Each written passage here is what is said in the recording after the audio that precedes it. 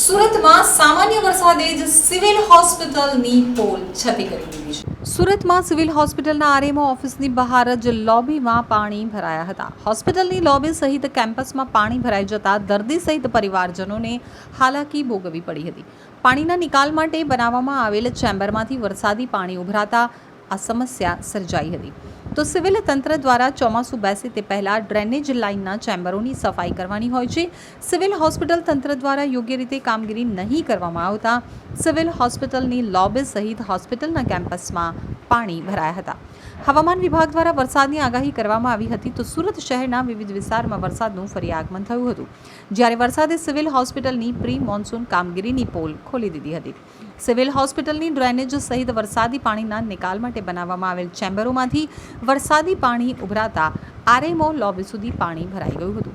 Civil હોસ્પિટલના કેમ્પસમાં પણ પાણી ભરાઈ જતા દર્દીઓ સહિત દર્દીના પરિવારજનોને ભારે હાલાકી વેઠવી પડી હતી।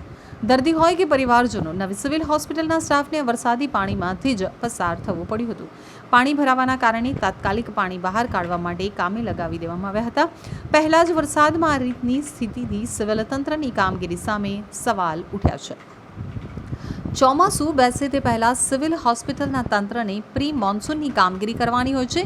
હોસ્પિટલમાં આવેલા તમામ ડ્રેનેજ વરસાદી નિકાલ માટે બનાવવામાં આવેલ પાણીના ચેમ્બરોની સાફ સફાઈ કરવાની હોય છે, પરંતુ તંત્ર દ્વારા યોગ્ય રીતે કામગીરી કરવામાં નહીં આવતા સિવિલ હોસ્પિટલની અંદર વરસાદી પાણી ભરાઈ ગયા હતા। ડ્રેનેજ અને વરસાદી પાણીના નિકાલ માટે બનાવવામાં આવેલ ચેમ્બરોમાંથી પાણી ઉભરાતા પાણી ભરાયા હતા।